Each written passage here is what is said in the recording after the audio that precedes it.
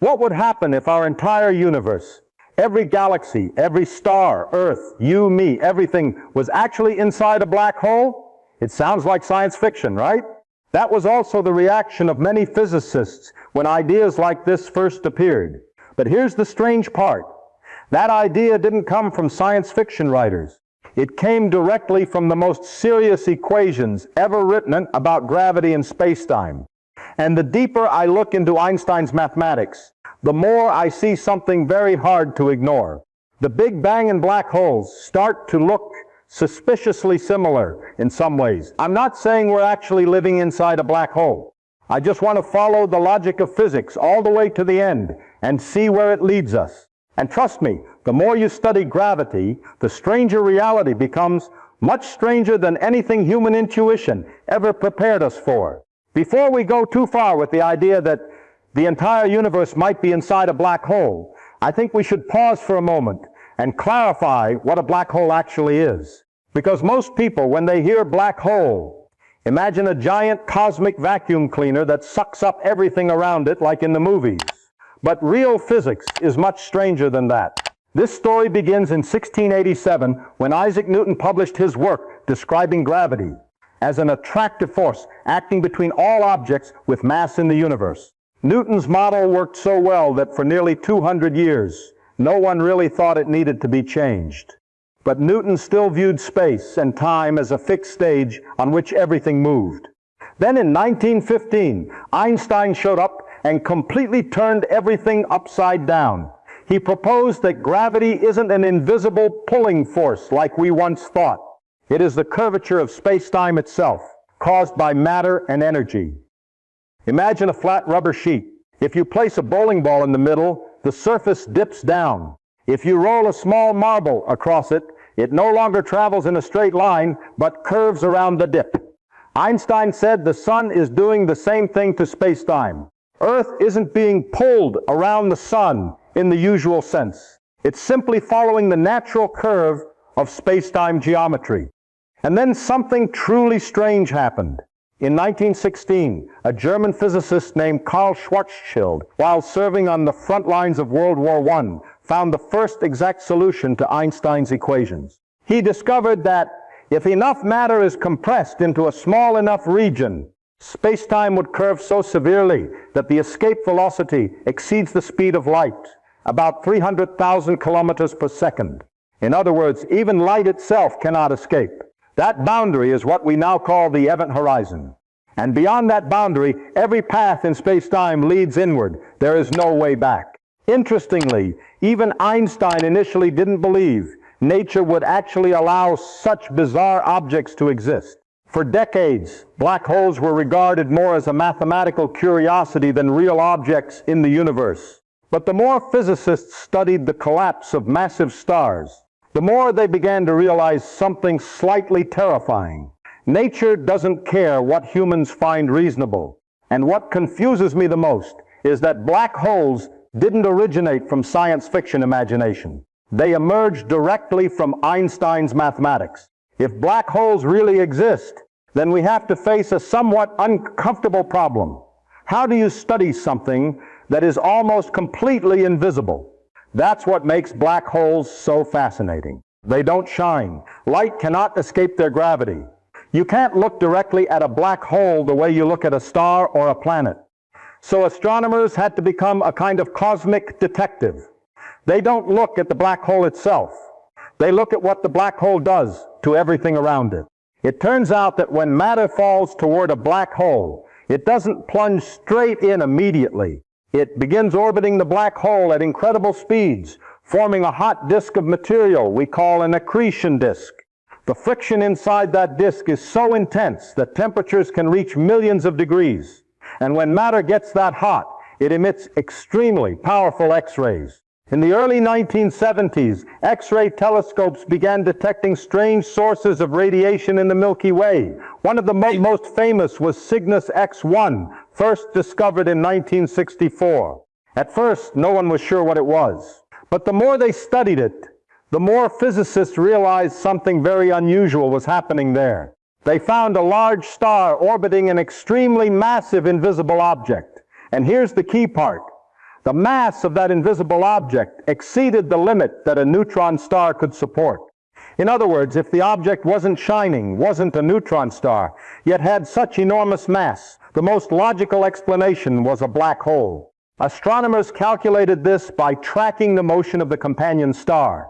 The faster it orbited, the heavier the invisible object next to it had to be. And all the calculations began pointing in the same terrifying direction. Space-time really could collapse into black holes.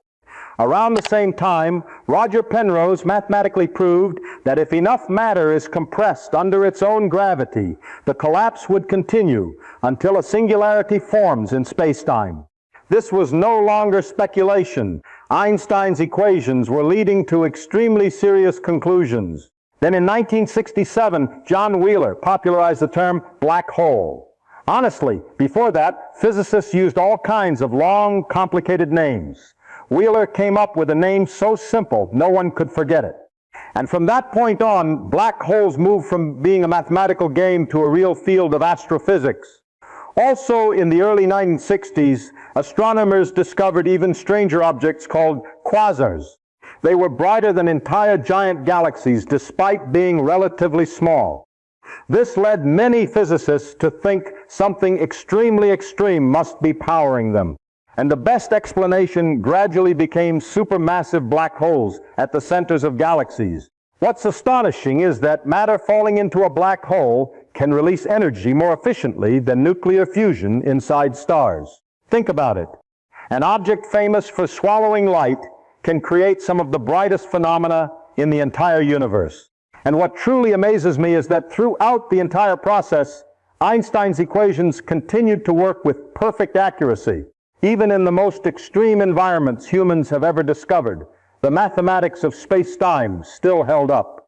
By the mid-1980s, most of the astrophysics community had accepted that black holes were no longer hypothetical. They were a real part of the universe.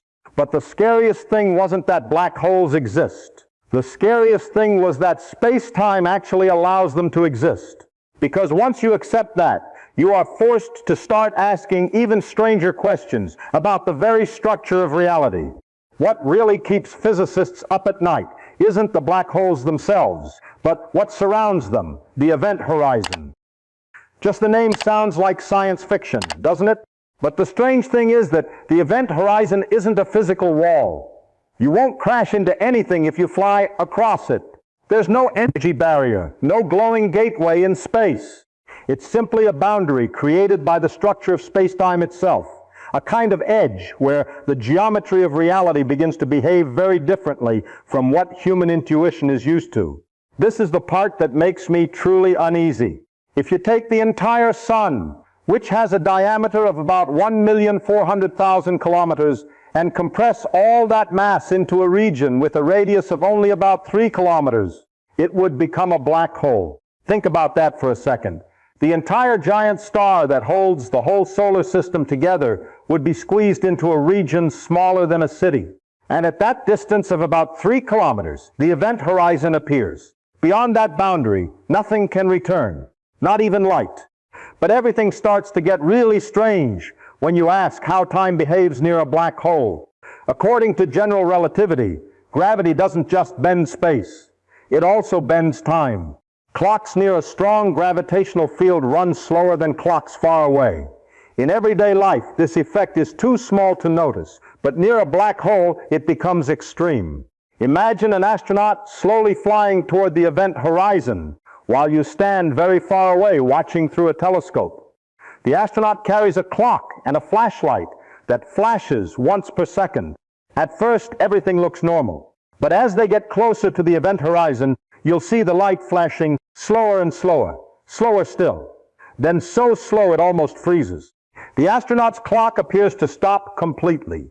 From your perspective, they will never actually cross the event horizon. They will fade and disappear into darkness. This is the effect we call gravitational redshift. As light tries to escape an extremely strong gravitational field, it loses energy. Its wavelength stretches. The light shifts toward red and eventually becomes too weak to see. But here's the part where the human mind starts to rebel. For the astronaut themselves, everything is completely different. They don't experience their own time slowing down. Their clock runs normally. Their heart beats normally. And if the black hole is large enough, they might even cross the event horizon without feeling any special jolt. No sound, no shaking, no invisible wall, no cosmic alarm. This is truly terrifying if you think about it carefully. There is a boundary in reality where, from the outside, you never see anyone cross it, but from the inside, the person passes through it completely normally. This is when general relativity begins to completely collapse everyday human intuition, because inside the event horizon, every possible future leads deeper toward the singularity. You can no longer turn around like in normal space. Falling toward the center of a black hole feels more like moving toward the future than moving through space. That sounds completely crazy, I know, but the mathematics really leads there. Inside the event horizon, space and time almost swap roles in Einstein's equations. Outside a black hole, you can choose to go in this direction or that in space, but you cannot stop moving toward the future. Inside a black hole, progressing toward the singularity becomes as inevitable as our own progression toward the future. And this is the moment when many physicists start to feel truly uneasy, because black holes are no longer just objects in space. They begin to touch the most fundamental concepts of reality: cause and effect, space and time, past and future. The deeper you go into general relativity, the more I feel that reality was not built to be understandable by human intuition. Our brains evolved to throw stones, hunt, and avoid predators on a small planet. They were not designed to understand the geometry of space-time near black holes. But the mathematics keeps leading us to these strange conclusions whether we like it or not. It is at this point that the story begins to turn in an even stranger direction.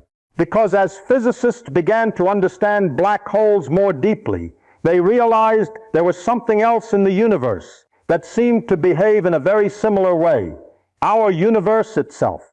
In the late 1920s, Edwin Hubble observed distant galaxies and discovered that nearly all of them were moving away from us. This was extremely important. Before that, many people thought the universe was a static, unchanging structure that had existed forever. But Hubble showed that space itself was expanding in all directions. And the interesting part is that galaxies aren't flying through space like bullets from an explosion.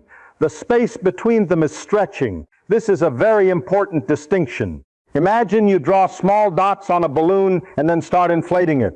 The dots don't move across the surface by themselves. The expanding surface itself causes all the dots to move apart. Einstein actually didn't like the idea of a dynamic universe at first.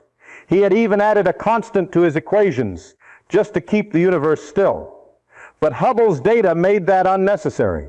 The universe really is expanding, and this is where physics begins to lead us into much deeper waters. If galaxies are farther apart today than yesterday, then in the past they were closer together. The further back in time you go, the closer everything gets. Galaxies closer, stars closer, atoms closer. Eventually, all the matter in the universe appears to have been compressed into an extremely hot and extremely dense state. That idea later became known as the Big Bang. In my time, estimates usually place that event around 13 to 15 billion years ago. But here's the part that started making physicists really uncomfortable. When you take Einstein's equations and run time backward, the density of the universe increases. The curvature of space-time increases. And eventually the mathematics leads to a point where density becomes infinite, curvature becomes infinite, and temperature becomes infinite. Physicists actually really hate the word infinite, because in physics, infinity is often how mathematics says, I no longer work properly here. It's like a warning sign that your theory has been pushed beyond its limits. And this is when I start to find it truly strange. Black holes do the same thing. When matter collapses under its own gravity, Einstein's equations also lead to a singularity where the density and curvature of space-time become infinite. Think about that carefully. Both the Big Bang and black holes lead to the same kind of breakdown in the mathematics of space-time. Both contain singularities. Both push physics to a place where the equations can no longer adequately describe reality. And now you start asking a somewhat dangerous question. Could these two things actually be related? Could the Big Bang and the singularity inside a black hole be describing the same type of physical phenomenon from two different perspectives? Now, I'm not saying they are the same. I'm just saying the mathematics starts to rhyme in a way that's very hard to ignore. Even our universe has its own kind of horizon. We can only observe up to a certain distance because light has a finite speed. There are regions in the universe whose light has never reached us since the Big Bang. That creates an information boundary around our observable universe. Sound familiar? A region where information cannot cross. A kind of horizon, not exactly like a black hole, but similar enough to make many physicists take notice. And this is when things become truly interesting to me. Because science often advances not when we immediately have the answer, but when we realize two things that seemed unrelated start to share strange similarities. Electricity and magnetism were once separate phenomena until Maxwell showed they were the same thing. Space and time were once separate until Einstein unified them into space-time.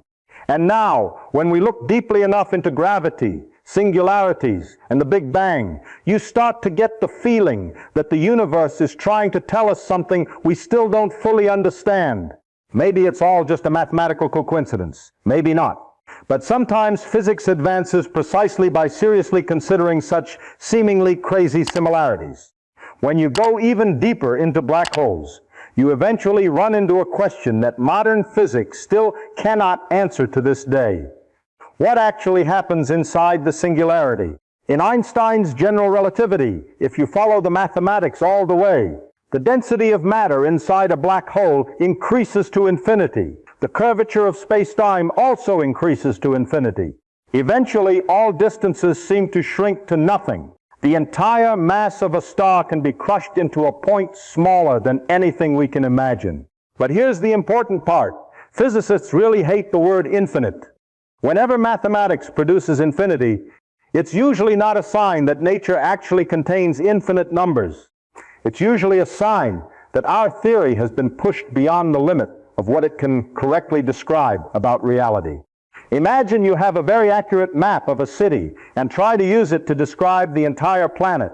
At some point the map will fail, not because the planet is meaningless, but because your tool is no longer adequate. Many physicists think the singularity is like that. It may not be where reality breaks down. It may be where our understanding breaks down. And this is when a major conflict in physics begins to emerge. On one side is general relativity, which describes gravity with extreme accuracy on large scales. It explains the motion of planets, the expansion of the universe, and the structure of black holes so well that sometimes I find it almost unbelievable. But on the other side is quantum mechanics, which describes the tiny world of atoms and subatomic particles with nearly perfect accuracy. The problem is that these two theories don't get along with each other. Quantum mechanics works extremely well at extremely small distances.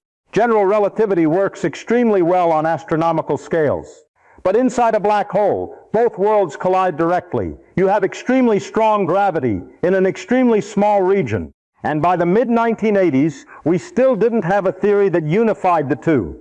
That is one of the greatest failures of modern physics. We have the two greatest theories ever created. But when placed next to each other at the singularity, they start fighting fiercely. John Wheeler, one of the most imaginative physicists I've ever known, once described space-time at extremely small scales as a quantum foam. Imagine the surface of the sea in a storm, full of bubbles and chaotic eddies. Wheeler thought that at distances too small to imagine, space-time might also fluctuate wildly like that. No longer smooth, no longer stable, no longer continuous the way we experience it every day. And if that's true, then the singularity inside a black hole may not be a true infinite point. Perhaps quantum mechanics somehow prevents space-time from collapsing completely. This is where things shift from strange physics to physics that is almost impossible to imagine. Some physicists began to wonder whether matter falling into a black hole really ends at the singularity, Or could it continue into a completely different region of space-time? Now, I'm not saying we have evidence for that. We don't. This is extremely important. This is not yet a scientific conclusion.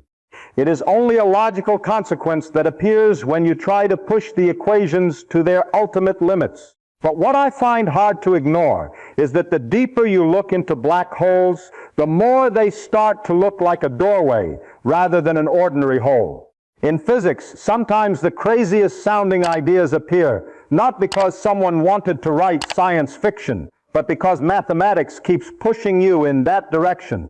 Einstein didn't try to create black holes. They emerged on their own from his equations. And now, when we look at the singularity, mathematics is once again suggesting that the story may not end there. Perhaps on the other side of gravitational collapse, something else exists. Perhaps space-time doesn't die, but transforms into a new form. This is the part that both fascinates and unsettles me the most. Because if the singularity is not the absolute final full stop, then black holes are no longer just objects in the universe. They may be directly related to the origin of space-time itself. There is a moment in the history of physics when black holes shifted from being something strange to something truly dangerous, to the entire foundation of modern physics. And most of that happened because of one person, Stephen Hawking. If you looked at Hawking in the early 1970s, he hardly resembled the typical image of a revolutionary physicist.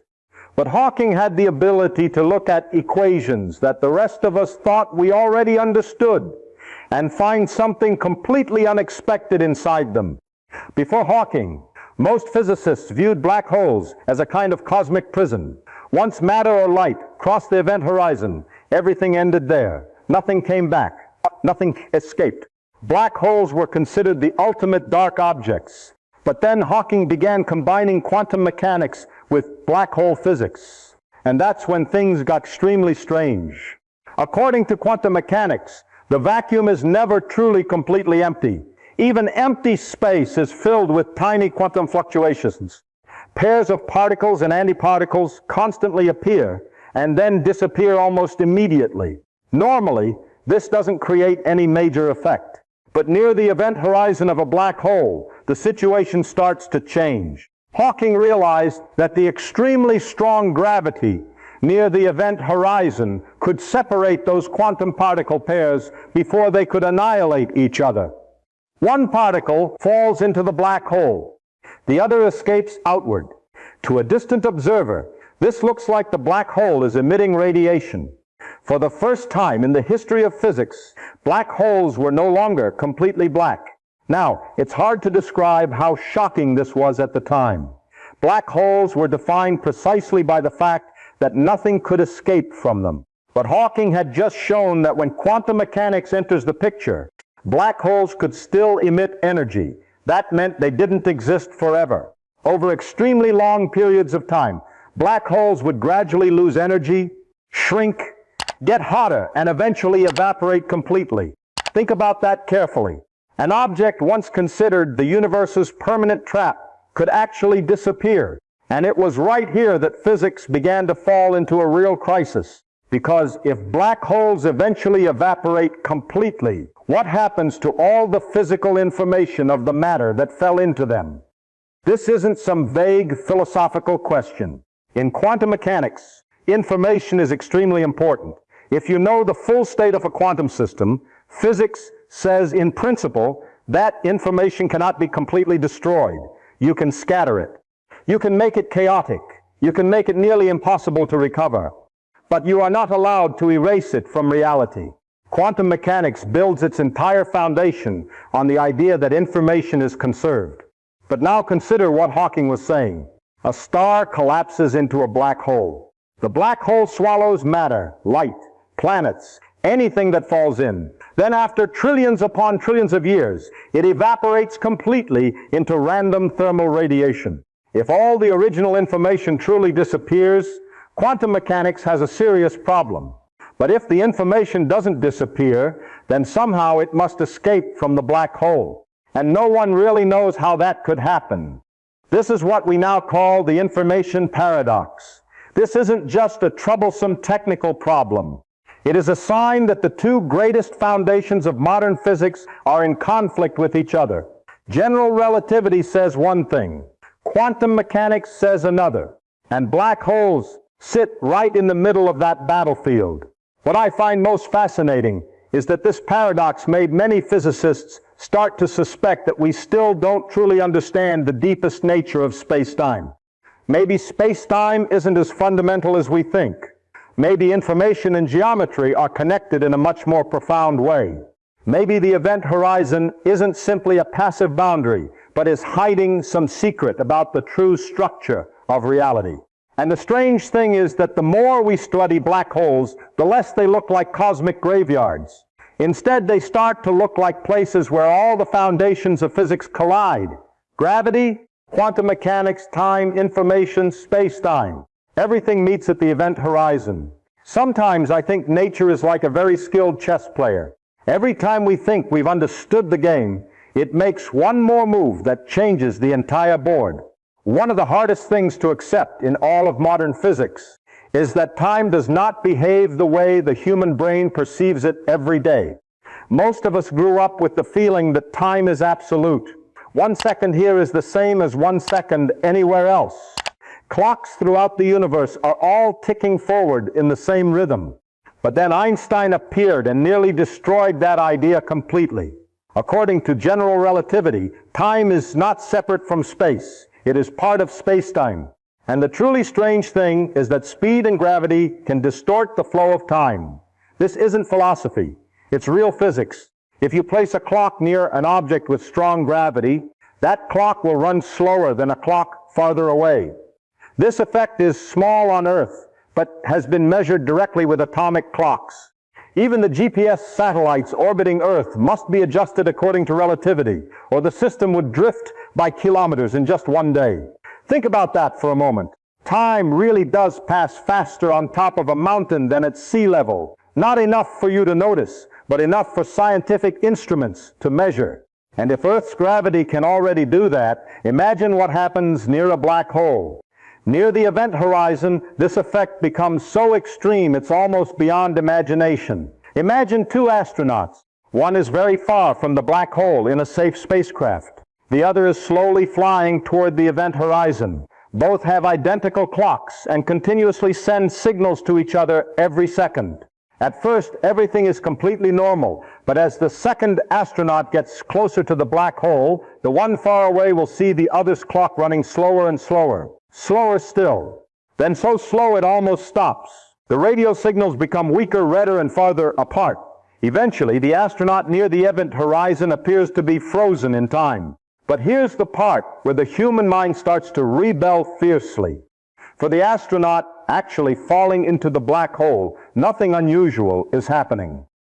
Their clock is still running normally. Their heart is still beating normally. They don't feel frozen. From their perspective, it's the outside universe that is speeding up strangely. This is when you begin to understand why I say everyday human intuition completely collapses near a black hole. There is no longer an absolute common time for all observers. Time becomes dependent on position and motion, but things get even stranger inside the event horizon. According to Einstein's mathematics, once you cross the event horizon, moving toward the singularity feels more like moving toward the future than moving through space. This is an idea that sounds almost insane, I know. But think of it this way. Outside a black hole, you can choose to go north or south. You have freedom to move through space. But you cannot choose to stop moving toward the future. Time pulls you forward, whether you want it or not. Inside a black hole, the singularity begins to behave like that future. Every possible path leads toward it. You cannot turn around away from the singularity any more than you can turn time backward to yesterday. This is where space and time almost swap roles in Einstein's equations. Every time I think about this for too long, I feel a bit uneasy, because it shows that time may not be the simple thing our brains imagine. Maybe time isn't an absolute river flowing evenly throughout the universe. Maybe it's only a dynamic part of the space-time structure, bent and distorted by matter and energy. And if our universe is really inside a black hole, then the nature of time could be even stranger. Perhaps what we call the beginning isn't truly an absolute beginning. Perhaps time inside an extreme gravitational structure behaves completely differently from human intuition.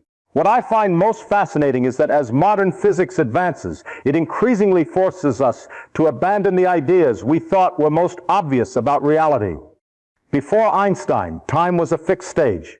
After Einstein, it became a living part of the universe. It can stretch, contract, slow down, speed up, even nearly stand still.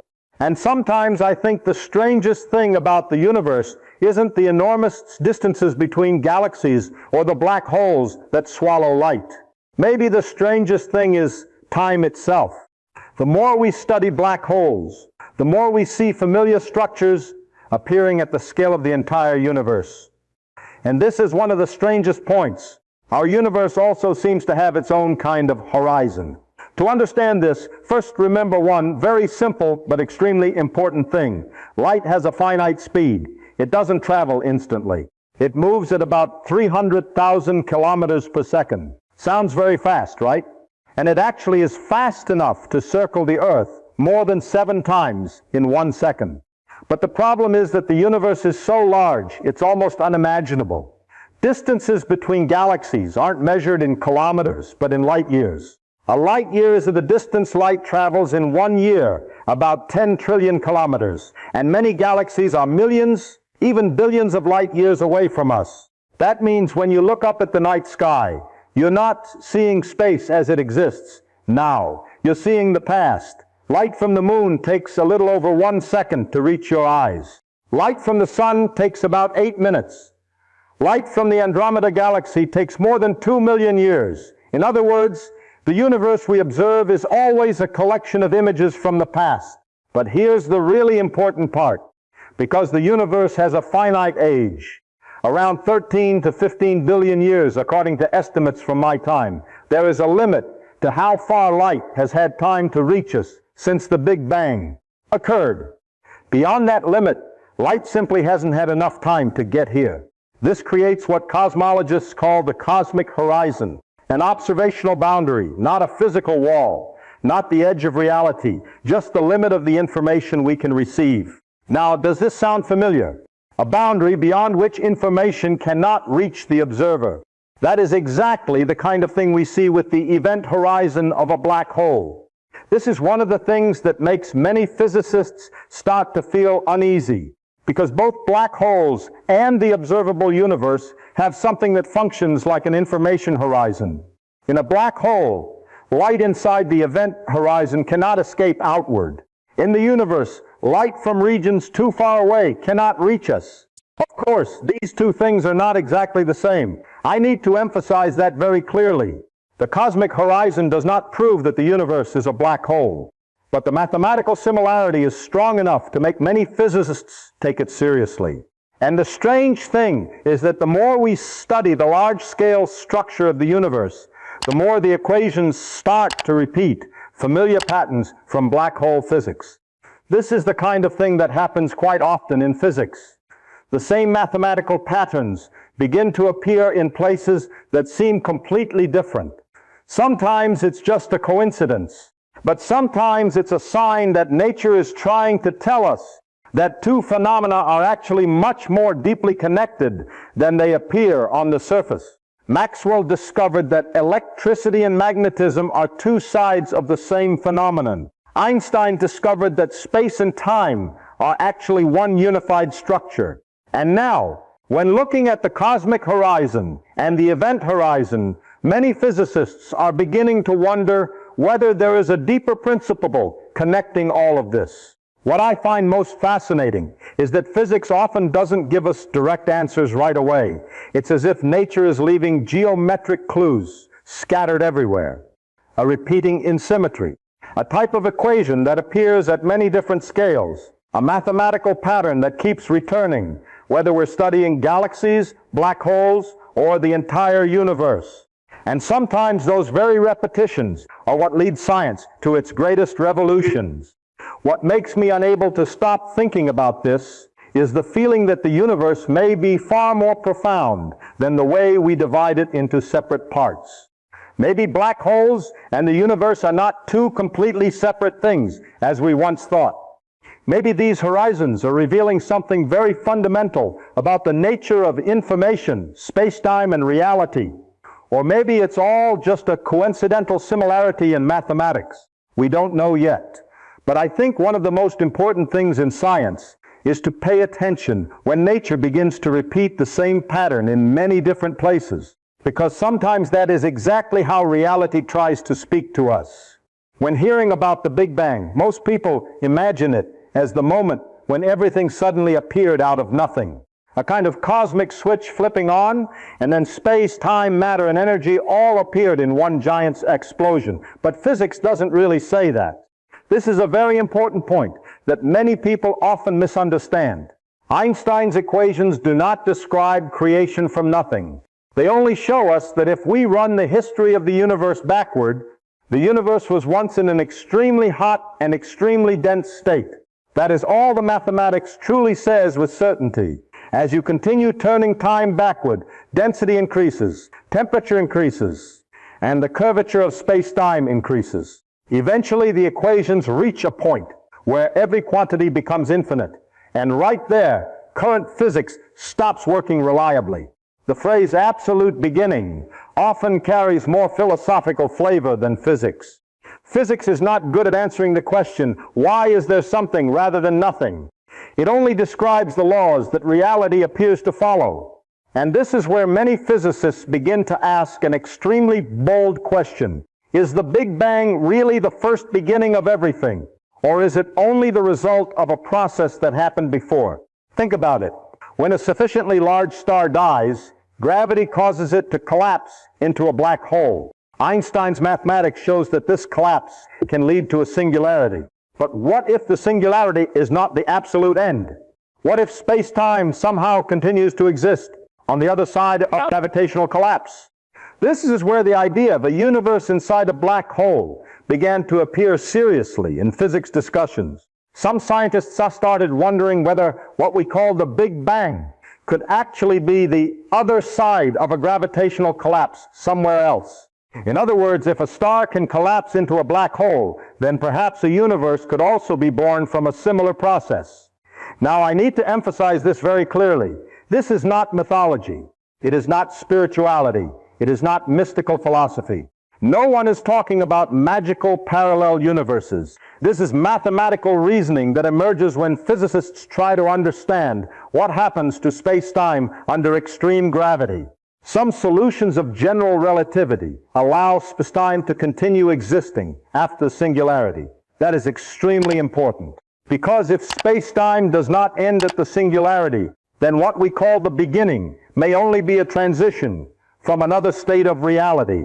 This really makes me feel uneasy in an interesting way, because it forces us to reconsider the entire idea of beginning. In everyday life, everything has a clear cause. A ball rolls because someone kicked it. A house exists because someone built it. The human brain is used to everything having a simple and clear starting point. But the deeper modern physics goes, the more it makes the idea of an absolute beginning fade. Maybe time doesn't begin the way we imagine. Maybe what we call the Big Bang is only the boundary where current physics can no longer see any further. Like ancient people standing on the seashore thinking the ocean ended at the horizon, while the world actually continued on the other side. What I find most fascinating is that all these thoughts do not come from someone wanting to create a mysterious story. They appear because mathematics keeps pushing us in that direction. Black holes lead to a singularity. The Big Bang also leads to a singularity. Both involve the limits of space-time. Both push Einstein's equations to a place where they no longer work fully. And then physics begins to wonder whether those two things are more deeply connected than we once thought. I don't know what the final answer is. Maybe this idea will turn out to be completely wrong. Maybe a future quantum gravity theory will explain everything in a completely different way. But what amazes me is not that we already have the answer.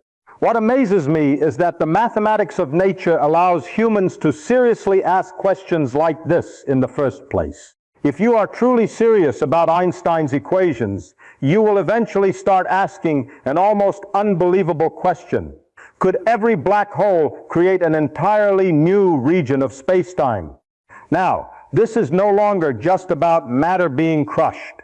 We are talking about the possibility that the entire structure of reality can continue to exist on the other side of the singularity. If that is true, then mathematically, a black hole may not be an endpoint. It could be a starting point. I know this idea sounds more like mythology than physics, but what makes it hard to dismiss is that it doesn't come from free imagination. It comes because the equations start leading in that direction when pushed to their extreme limits. John Wheeler was one of the people who thought deeply about this possibility.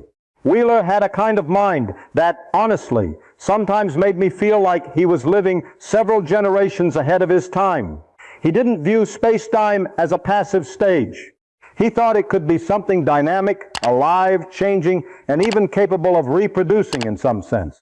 Wheeler once imagined that at extreme scales, the structure of space-time could create new regions of reality in the same way a biological system creates new cells. And if you combine that idea with black hole physics, everything starts to become truly strange. Imagine a giant star collapsing under its own gravity. From the outside, we see the event horizon form. Matter disappears into darkness. But what if space-time doesn't actually end at the singularity?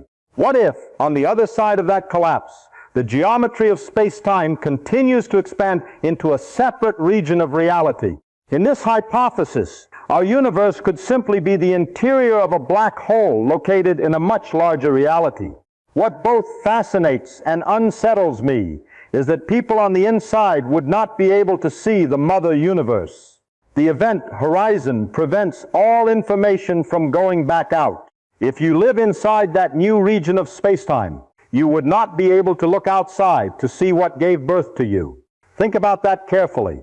An entire universe could exist completely separate from the reality that created it simply because the structure of space-time does not allow information to travel backward. This is where black holes began to change in the eyes of physicists.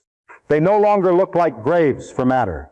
They start to look like seeds of universes, a place where gravitational collapse does not end reality, but can create another reality. And then the next question appears almost immediately.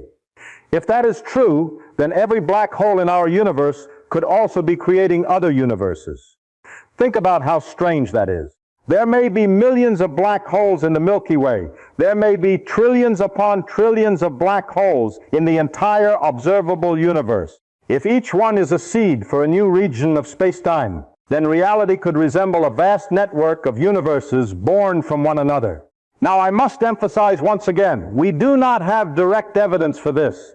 No one has seen a baby universe emerge from a black hole. This is not yet confirmed science.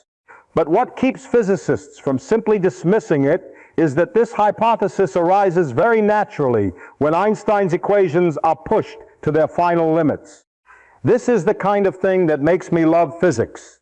Not because it gives us a feeling of certainty, but because sometimes mathematics leads us to ideas that go far beyond anything everyday human imagination ever prepared for. What amazes me the most is that physics sometimes starts to sound almost like ancient mythology. Worlds born from other worlds, realities nested inside other realities, cosmic structures continuing endlessly. But unlike mythology, here everything does not come from belief or free imagination. It comes from equations that describe gravity and space-time with astonishing accuracy. Einstein wasn't trying to create the idea of baby universes. Wheeler wasn't trying to write science fiction. They simply followed the logic of physics to wherever it led them. And perhaps what unsettles me the most is that the more I study black holes, the more I feel they are connected to something much deeper than the death of stars. Maybe black holes are not just astronomical objects. Maybe they are directly related to the deepest origins of reality itself. For most of human civilization's history, people thought Earth was the entire world. The sky above was just a dome surrounding us. The stars were tiny dots pinned onto heaven. And that once seemed completely reasonable.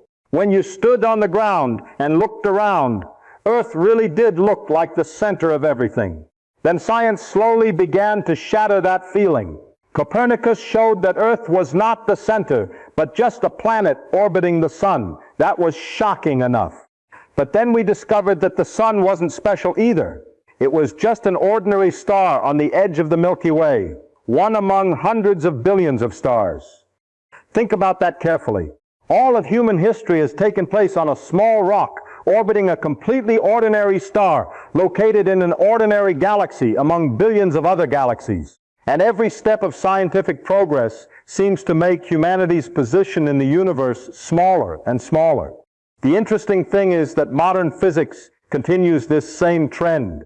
The hypothesis that our universe might be inside a black hole is really just the latest version of this same process of humbling us. If this hypothesis is correct, then our entire observable universe could be just a small region inside a much larger structure. Every galaxy we see, every star cluster, every dark expanse stretching millions of light years, all of it could be just the interior of something much bigger that lies beyond our ability to observe. The human brain is not really designed to feel comfortable with ideas like this. We like the feeling of stability. We like to think that the reality around us is all of reality. But nature keeps refusing to allow that.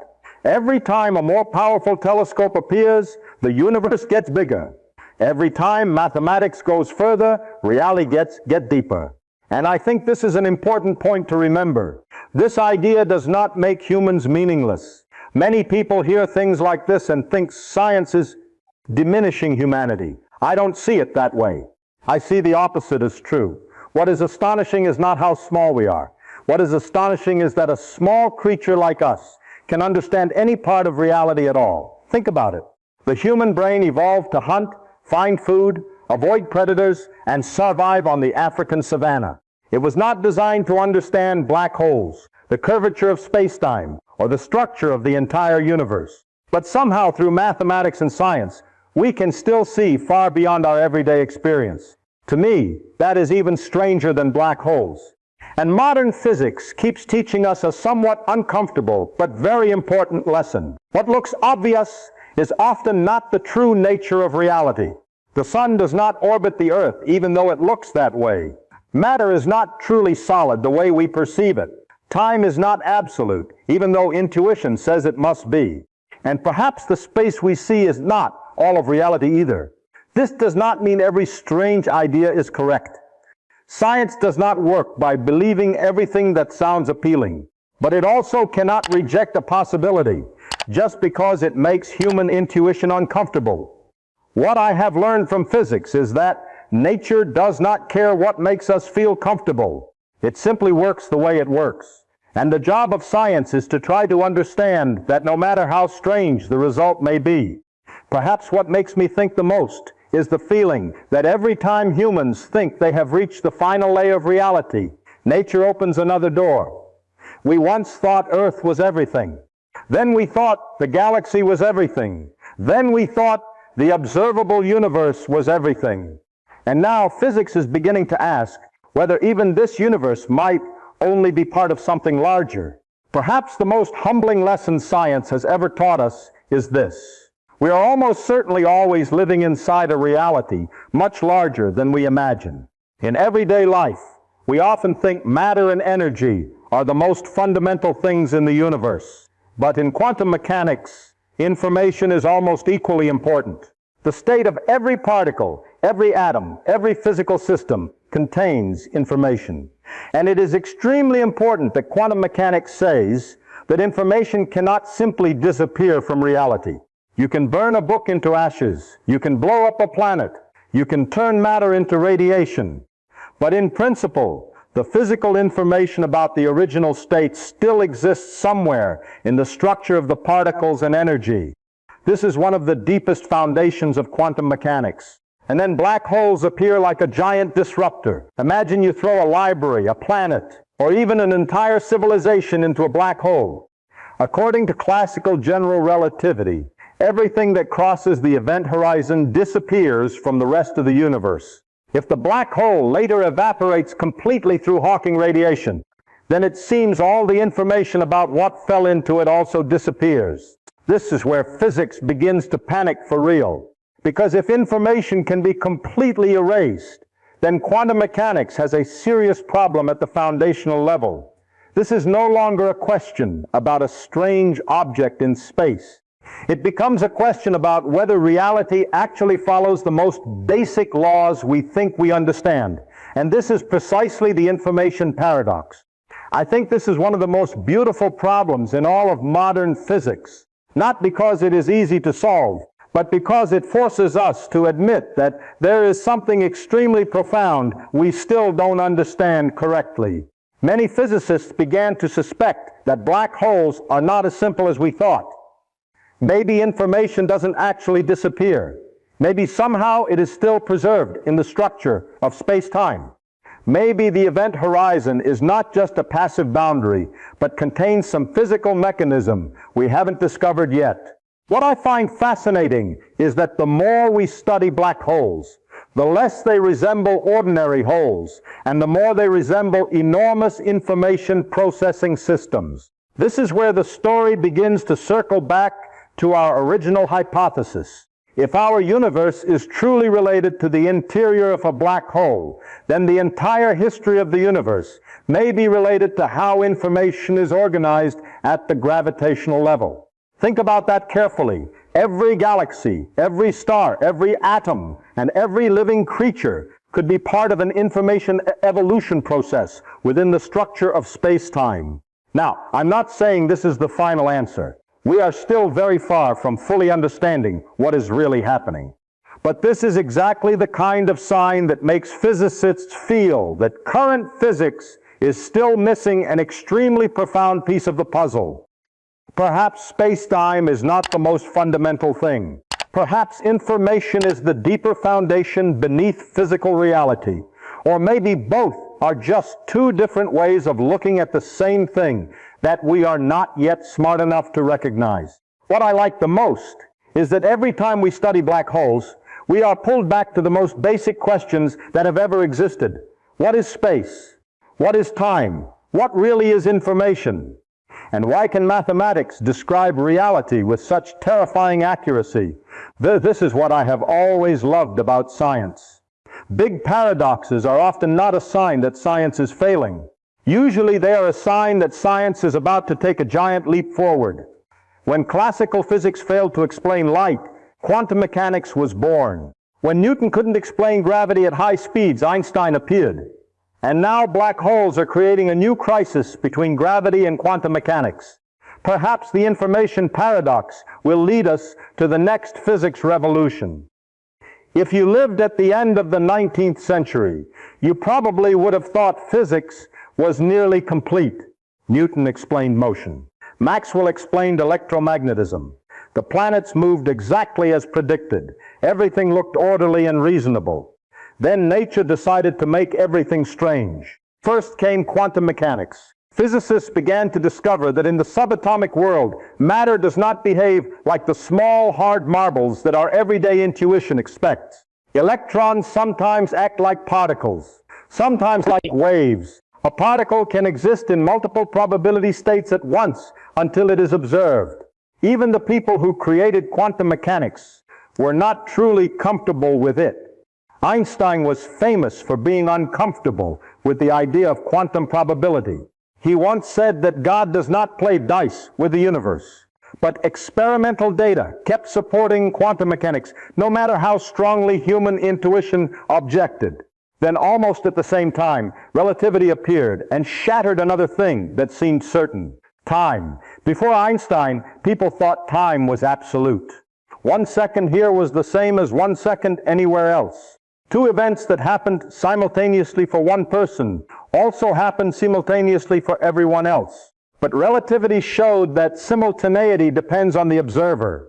Two events could occur at the same time for one person, but not at the same time for another person moving differently. Think about that carefully. Something that seemed like the most basic part of human experience turned out not to be absolute at all. And this is where black holes enter like a storm. Because black holes are the place where the two greatest physics revolutions of the 20th century collide directly with each other. General relativity describes extremely strong gravity. Quantum mechanics describes the extremely small world.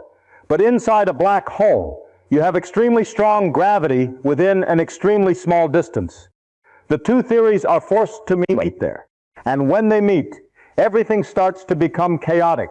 The closer you get to the singularity, the more ordinary concepts of space and time begin to lose meaning. Distances no longer behave normally. Time no longer flows steadily. Cause and effect begin to become difficult to determine according to our everyday intuition. This is why many physicists began to suspect that space-time may not be the final fundamental structure of nature. Maybe it only emerges at large scales the way temperature emerges from the motion of molecules. When you look deep enough into reality, perhaps space and time dissolve into something even more fundamental that we currently cannot understand. What makes this hard to accept is not that the mathematics is too complex. Sometimes the hardest part in physics is not solving the equations. The hardest part is accepting nature really works that way. The human brain evolved on Earth, where speeds are low, gravity is weak, and everyday objects behave fairly stably. We did not evolve to understand electrons existing as probability waves or time stretching near black holes. Our intuition is simply not built for the extreme universe. And this is the lesson that the history of science keeps teaching us. Humans often have to abandon the feeling of what is reasonable to follow the data. Ancient people found it absurd that Earth orbits the sun. Classical physicists found it absurd that time can stretch and contract. Einstein found it absurd that quantum mechanics depends on probability. But nature does not care what makes us feel comfortable. It simply continues to work its way. What makes me feel both humbled and fascinated is that every major physics revolution begins with a feeling of discomfort, a paradox, a result that sounds crazy, an equation leading to something no one wants to believe. And then eventually the data forces us to change our view of reality. That is why I think black holes are much more important than just being strange astronomical objects. They are like cracks in our current understanding of the universe. Places where physics is trying to say that the picture is still incomplete. Sometimes nature places its secrets in places that are almost impossible to reach. And black holes may be the perfect example of that. The whole problem begins with the event horizon. Once information crosses that boundary, it cannot return to the rest of the universe. That means we cannot directly look inside a black hole to see what is really happening there. No telescope is powerful enough. No spacecraft can return to tell us. The very structure of space-time prevents that from happening. And this is why many hypotheses about the interior of black holes are almost impossible to verify directly. If you think about this long enough, it is truly quite frightening. There may exist regions of reality that, in principle, we will never be able to observe directly. That makes many people uncomfortable because we are used to thinking science must always see with our own eyes. But the reality of modern physics often works deeper than that.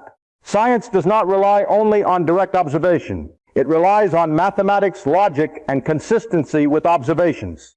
We have never seen an electron with the naked eye, but we see its traces everywhere. We have never touched the curvature of space-time, but we see planets moving exactly according to Einstein's equations. In the history of physics, many ideas existed for decades before technology was advanced enough to test them. Einstein predicted gravitational waves in 1916 as a mathematical consequence of general relativity.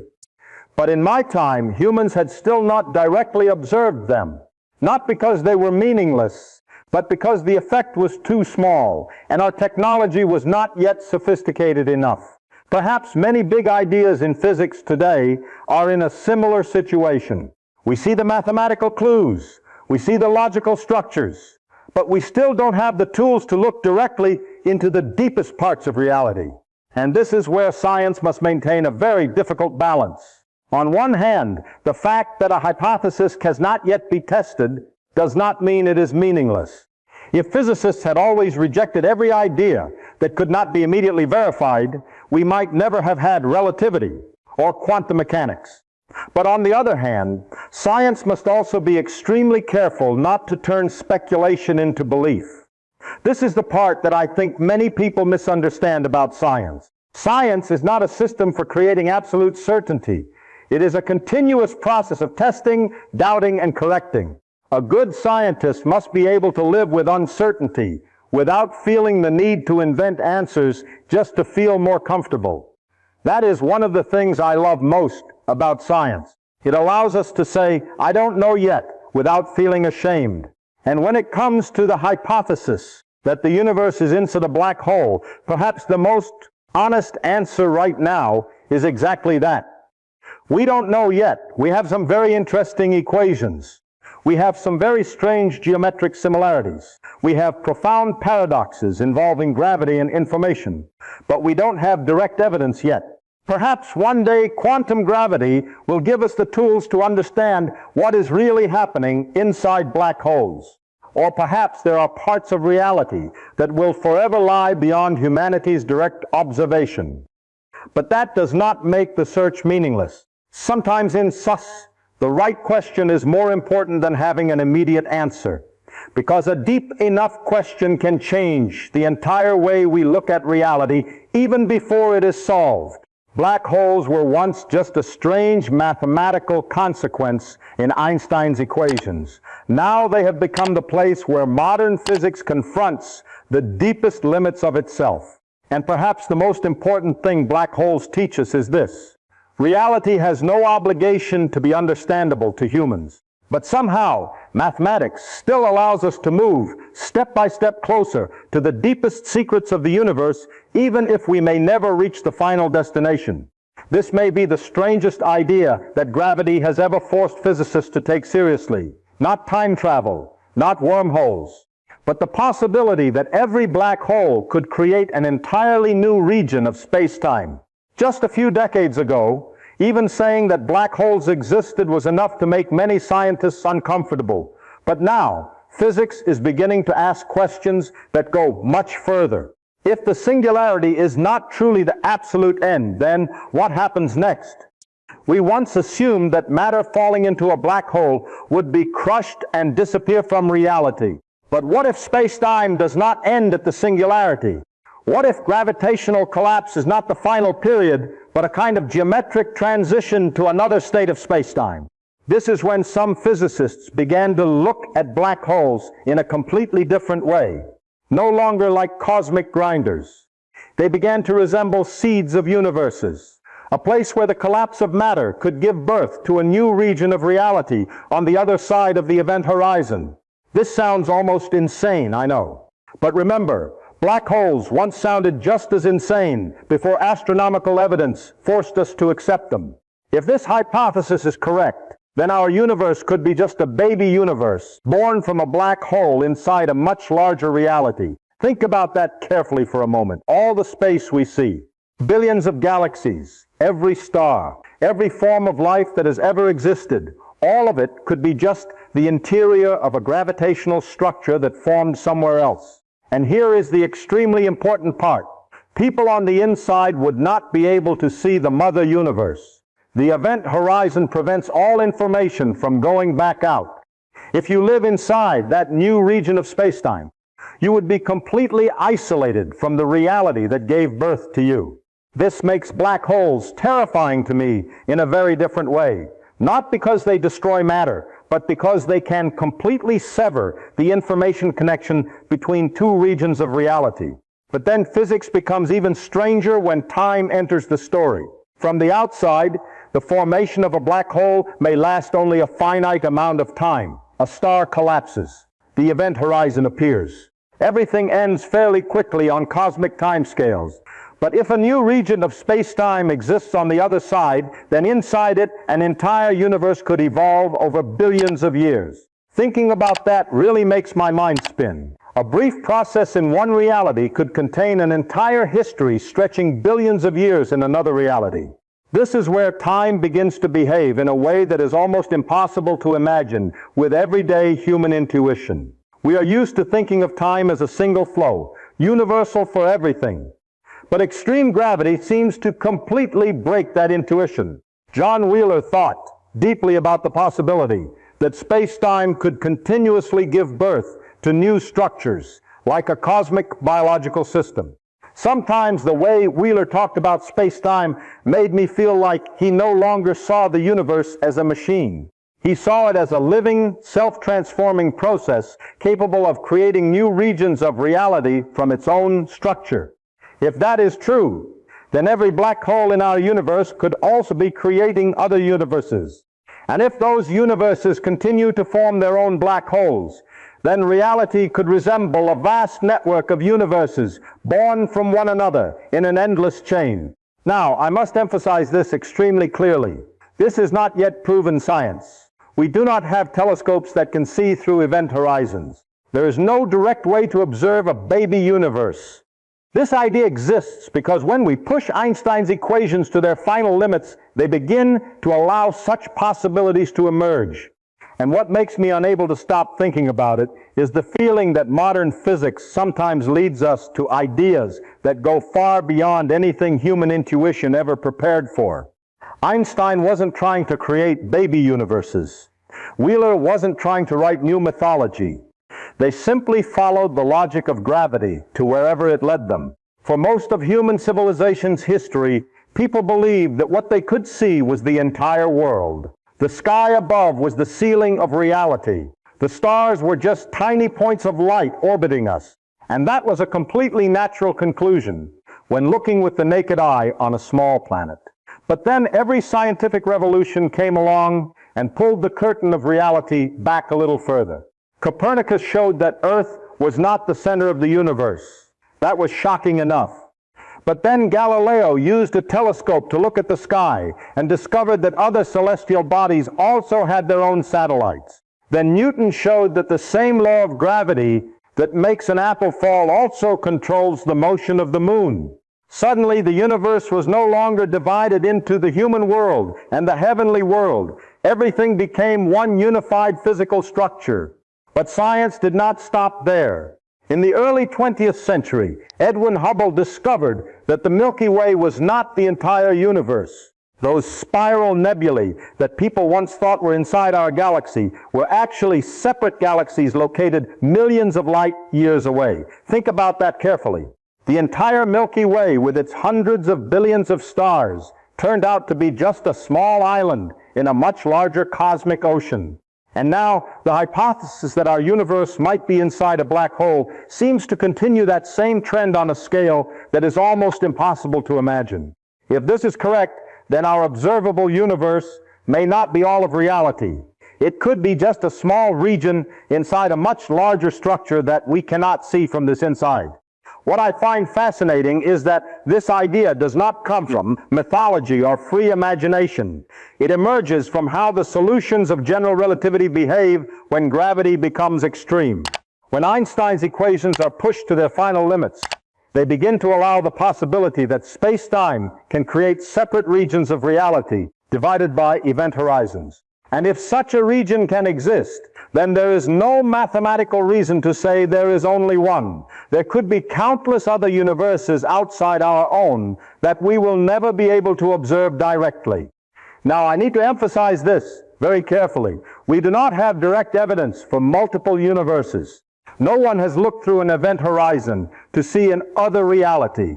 But physics sometimes forces us to consider very strange possibilities if they arise naturally from the mathematics.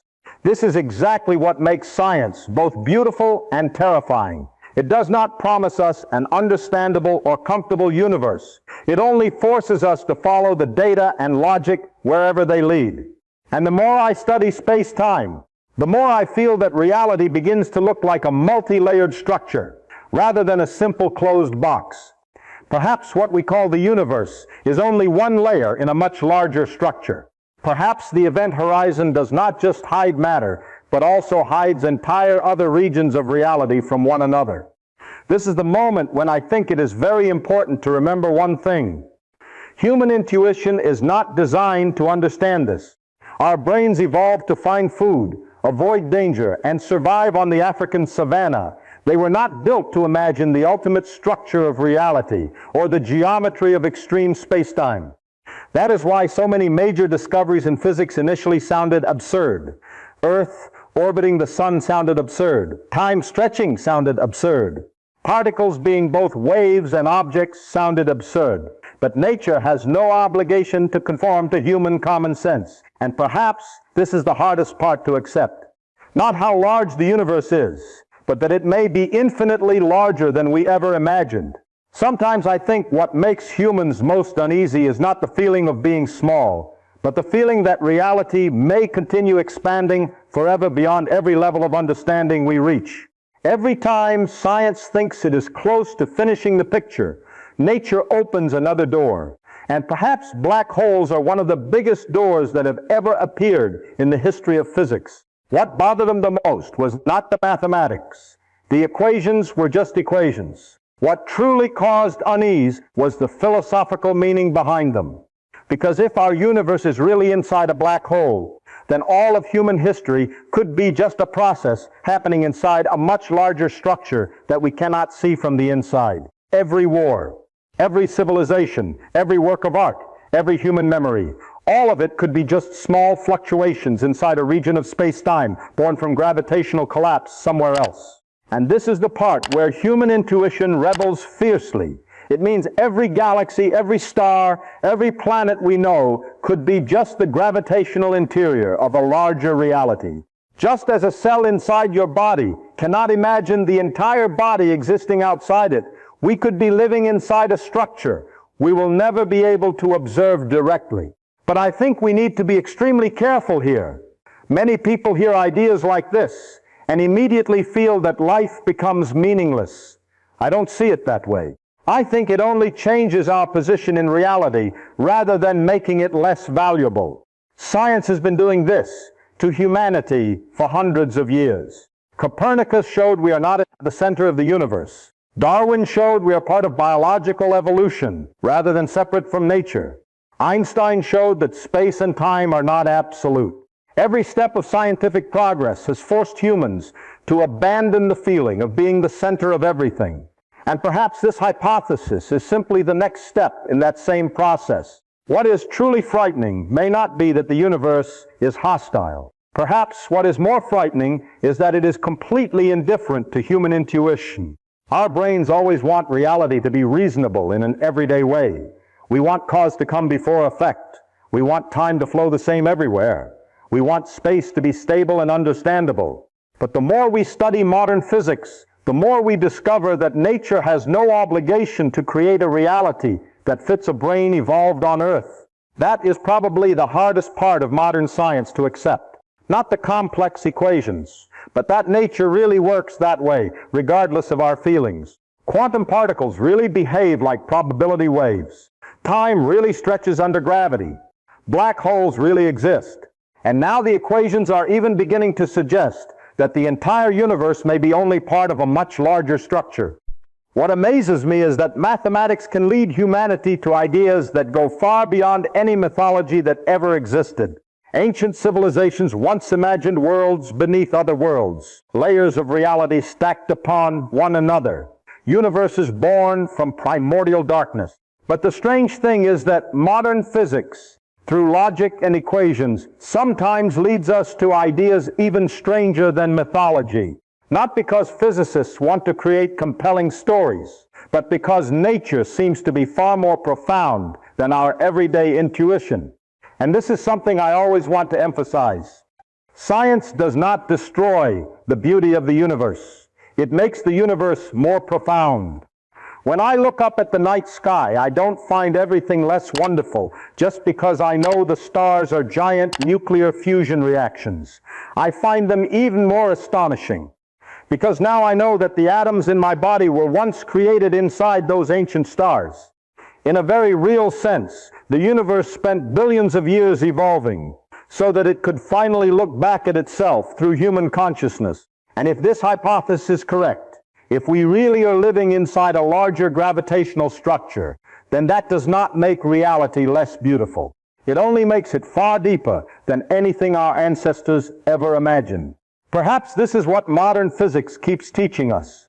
The truth is often stranger than human imagination, not because imagination is weak, but because reality is not limited by our intuition.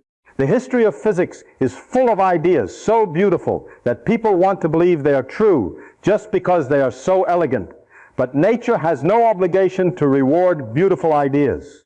Many wonderful models have ultimately collapsed when tested by experiment. That is why science is different from belief. In science, no idea is exempt from doubt. And I think it is extremely important to emphasize this here. The hypothesis that our universe is inside a black hole is still only mathematical speculation. It is not yet a confirmed scientific conclusion. We have some very interesting geometric similarities between black holes and the Big Bang. We have solutions to Einstein's equations that allow the possibility of space-time continuing to exist beyond the singularity. We have profound paradoxes involving information and gravity. But we do not have direct evidence that says, yes, the universe is the interior of a black hole. This is where people often make a mistake. We tend to fall in love with strange ideas too quickly. A hypothesis that sounds big and mysterious enough can easily turn into something more like belief than science. But physics does not work that way. Physics advances through skepticism, through continuous testing, through the ability to accept that even our favorite ideas might be completely wrong. That is what I have always respected most about science. It forces us to be humble before reality. Even Einstein once doubted many consequences of his own equations. He did not believe black holes really existed in nature. He was not comfortable with quantum mechanics. But the data did not care what Einstein thought. In the end, nature still won. And that is the beauty of science. No one has the right to decide what reality must be just because they like or dislike an idea. Science is not a collection of unchanging truths carved in stone. It is a continuous process of correcting our understanding of reality. Each generation of scientists discovers that previous understanding was incomplete. Newton was not wrong. His theory still works extremely well at low speeds and weak gravity. But Einstein showed that was not the whole story.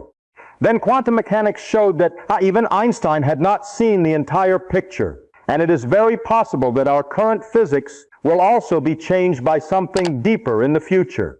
What makes me find science more beautiful than any other system of thought is that it allows us to live with uncertainty without needing to invent fake answers just to feel more comfortable. The human brain really hates the feeling of not knowing. We want everything to be complete. We want final conclusions.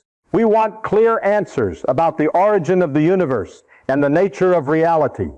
But sometimes the most honest thing a scientist can say is simply, I don't know yet. I think that is not a weakness. That is science's greatest strength. Because the moment you pretend to know what you don't know, you stop truly exploring. And this is something I think is very important when talking about black holes and big hypotheses like this. We should not believe them just because they sound strange or fascinating. But we should also not reject them just because they make intuition uncomfortable. The job of physics is to follow logic and data wherever they lead, even if that place sounds a lot like science fiction. Perhaps the hypothesis that the universe is inside a black hole will ultimately be completely wrong. Perhaps in a few decades, a complete quantum gravity theory will explain everything in a much simpler way. But even if that happens, the journey to these questions is still extremely important, because it is often the paradoxes and failures that open the way for the greatest revolutions in physics. Black holes were once considered mathematical games. Now they sit at the center of the deepest questions about space-time, information, and the origin of the universe. And perhaps the most important thing science teaches us is this: the mystery of the universe is not a weakness of science. It is the very reason science exists in the first place. Sometimes I think the most astonishing thing in this whole story is human consciousness. Think about what is really happening here. A small creature living on a rocky planet orbiting an ordinary star can somehow sit down, write equations, and begin thinking about the ultimate structure of reality. That is almost absurd if you look at it long enough.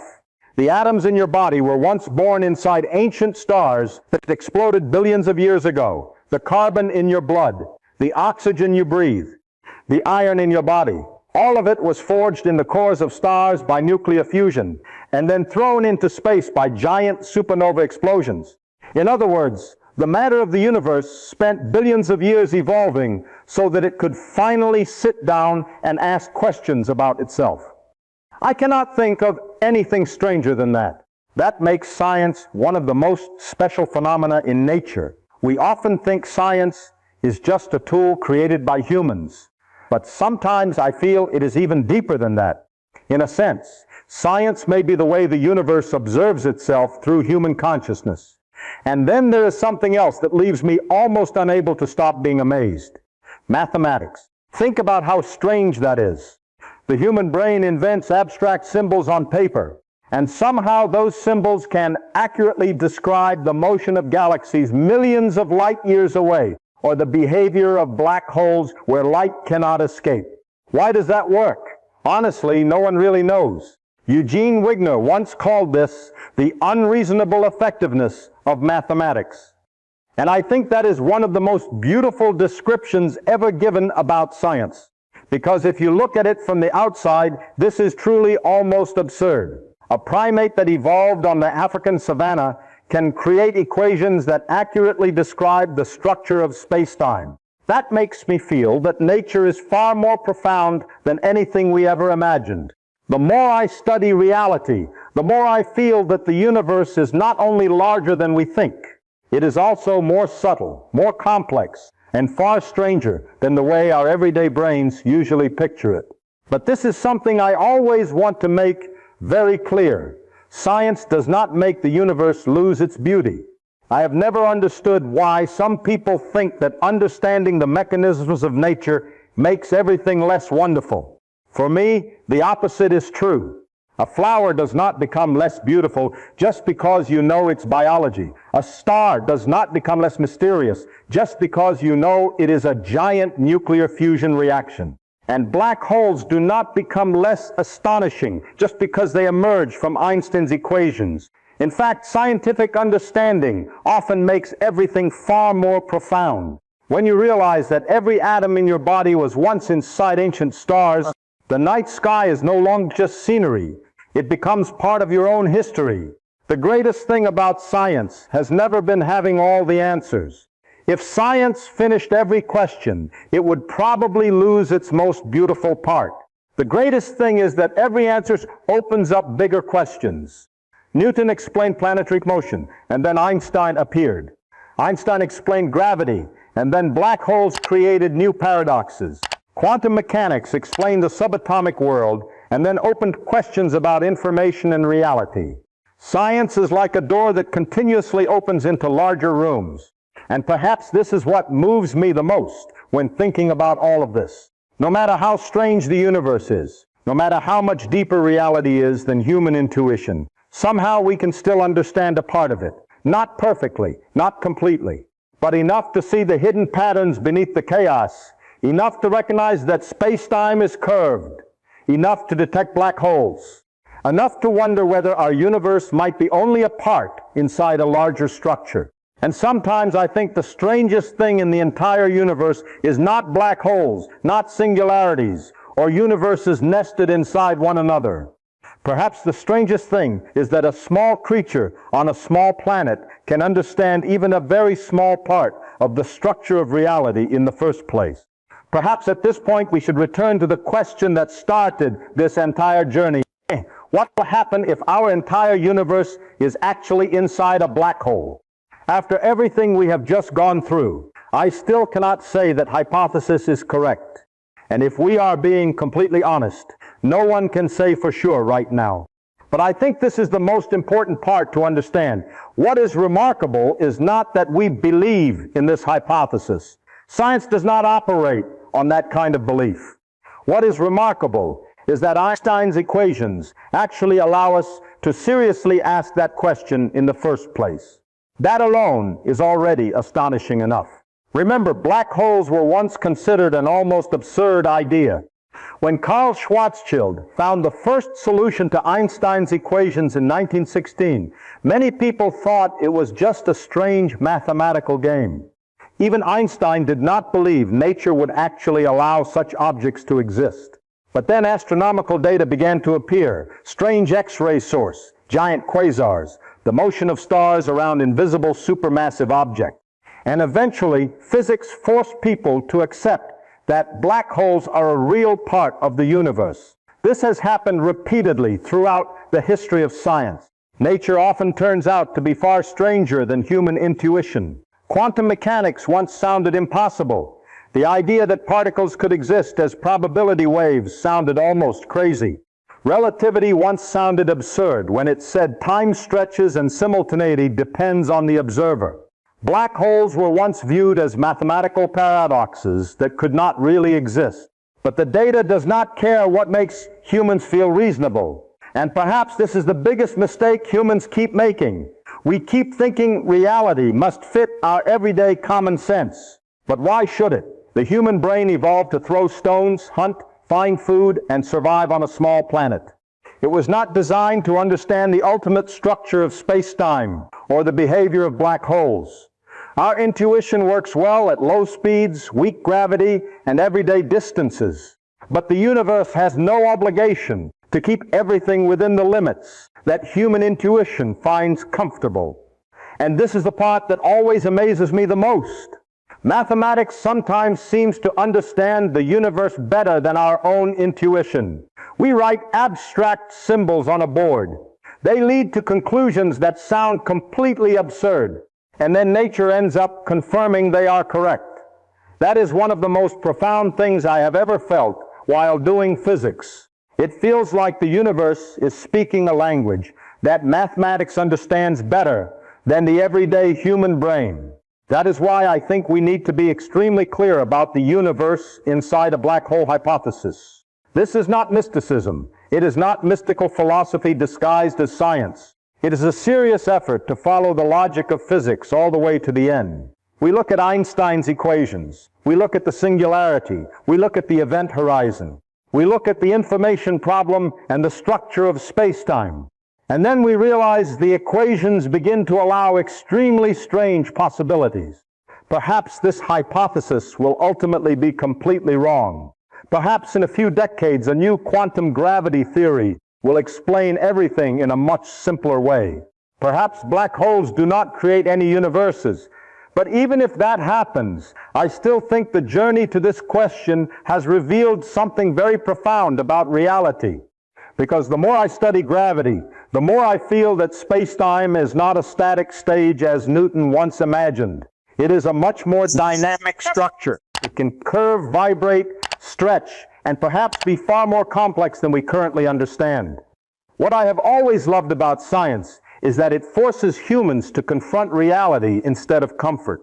It does not promise us an understandable or intuition-friendly universe. It only gives us tools to slowly peel back the layers of reality, no matter how strange the final result may be. And honestly, what always moves me is that this is being done by a small creature on a small planet orbiting an ordinary star. We look up at the night sky and then follow the traces of the equations to the edge of our understanding. Sometimes I think that is the most astonishing thing in the entire story. Not black holes, not the Big Bang, not the singularities, but that human consciousness can somehow understand even a small part of the structure of reality.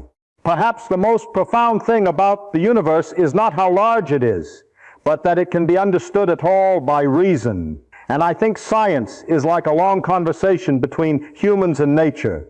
Every time we ask a question, nature answers with an even bigger mystery. Newton opened the door for Einstein. Einstein opened the door for black holes. Black holes opened the door for questions about information, space-time, and the origin of reality. That conversation has not ended yet. Perhaps it will never end. But that is not a failure of science. Uncertainty does not mean science is weak. It is a sign that science is still alive. A universe with no more mysteries would be a universe with no more discovery left. And perhaps we really are living inside a black hole, or perhaps not. But just the fact that this question has arisen seriously in physics is already enough to change the way we look at reality, because it reminds us that nature is always more profound than human intuition. And perhaps the greatest lesson science has ever taught us is this: reality is always more imaginative than humans themselves. If you like stories where modern physics makes reality stranger than science fiction, please subscribe to the channel and join me on the next journeys, exploring the deepest mysteries of the universe. And the next time you look up at the night sky, remember that reality may be much larger, much deeper, and much stranger than anything humans have ever imagined.